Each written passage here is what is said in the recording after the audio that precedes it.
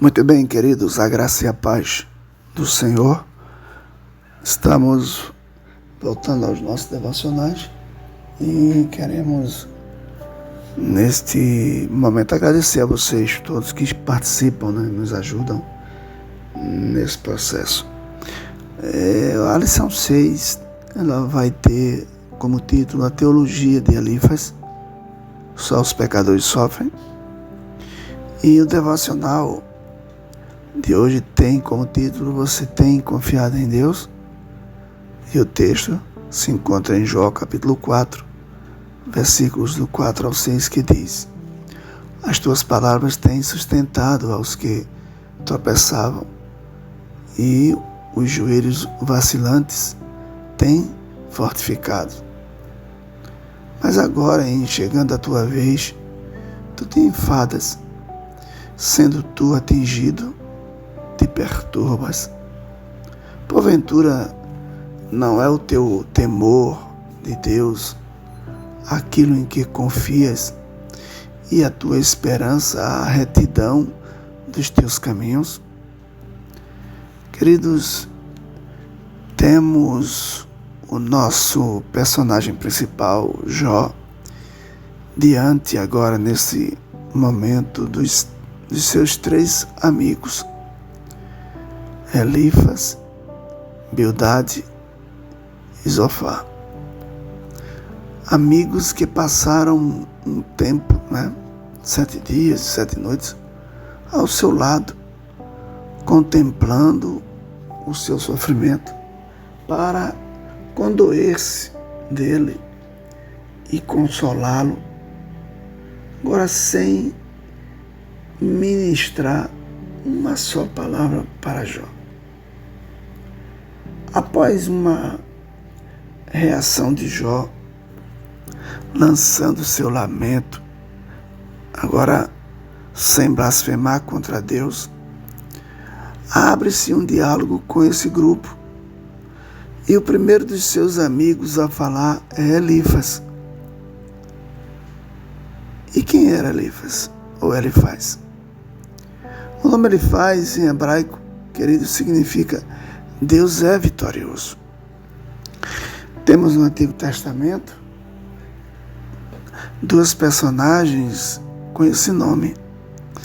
O primeiro é o filho primogênito de Esaú, e juntamente com a sua esposa Eteia, Ada. Isso se encontra em Gênesis 36, versículo 4 e 10, e também em 1 Crônicas, capítulo 1, versículo 35 e 36. Já o segundo, esse com uma reverência ou relevância, na verdade, maior, é Elifas, o tematita. Era o mais velho entre os 3 amigos de Jó. Ele era também o mais sábio. Por 3 oportunidades, ele faz discurso diante de Jó. Este diálogo no capítulo 4. E logo mais tarde, nos capítulos 15 e 22. O pilar, querido, da sua teologia está neste primeiro discurso, pois Elifas demonstra ser um instrutor dogmático, pois ele transmite uma visão moralista da salvação. Primeiro, Elifas exorta Jó a aceitar as perdas como castigo de Deus por seus pecados. Isso se encontra em Jó, capítulo 5, versículo 17. Segundo, acusou a Jó de subestimar a Deus. Jó, capítulo 15, versículo 4. E no final, queridos, Elifas apresenta-lhe vários pecados e conclui com um apelo para que se submetesse a Deus a fim de ser restaurado. Isso se encontra em Jó capítulo 22. Queridos, a teologia de Elifas tem uma direção para a lei de causa e efeito. Essa é uma teologia simplista demais quando as pessoas estão diante do Todo-Poderoso, cuja sabedoria é plena. E o que a gente vê, queridos, é que Deus, no final, Ele vindica, Ele restitui Jó e ordenou aos amigos que o procurassem. Sabe para quê, irmão? Para que Jó orasse por eles mediante sacrifícios, para que no final eles fossem perdoados. Quero lembrá-los de que, de uma forma simples, Deus não está tão distante da sua criação,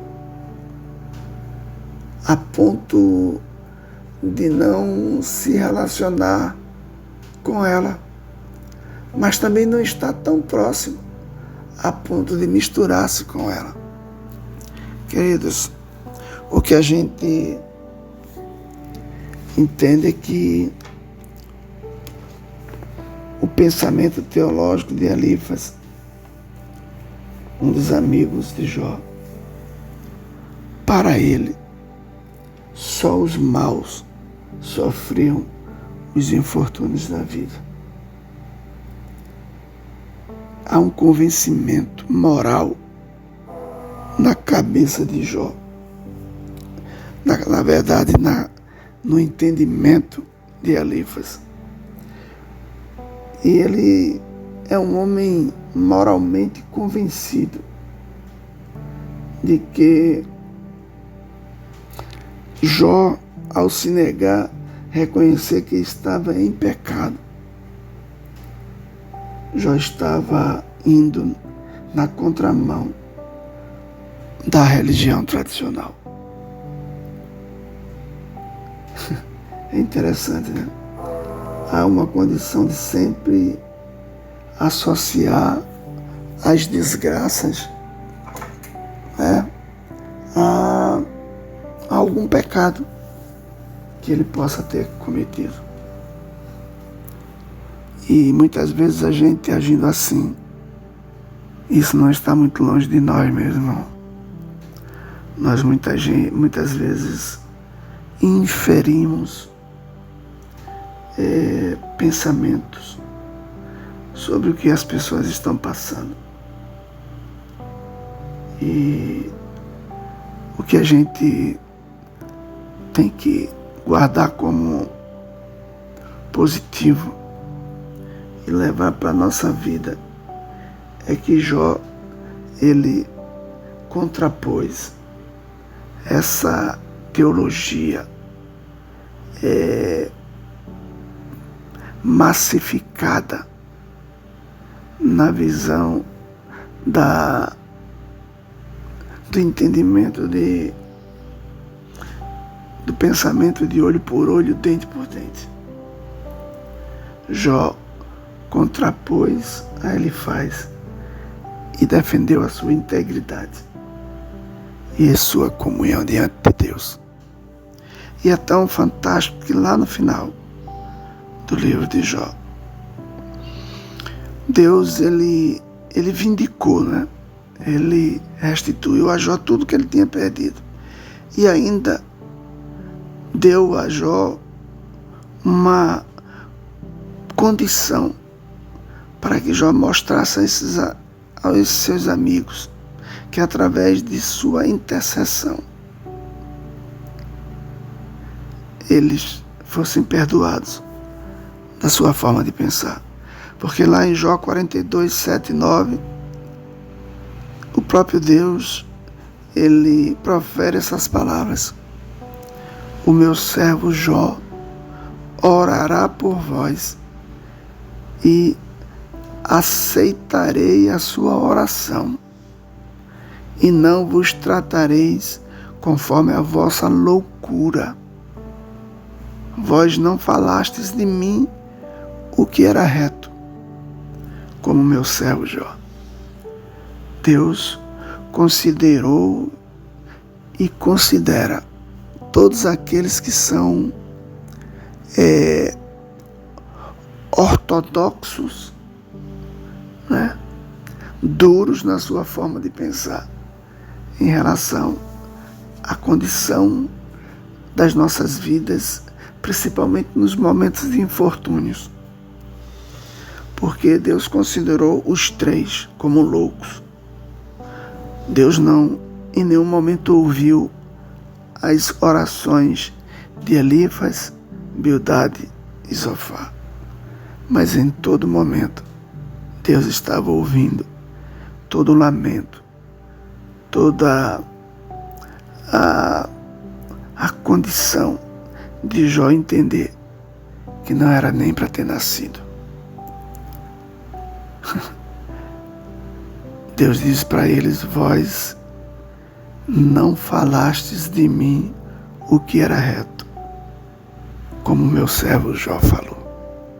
Então, é um momento de reflexão ao qual nós temos que colocar a nossa própria vida na condição de juízes que muitas vezes nos colocamos.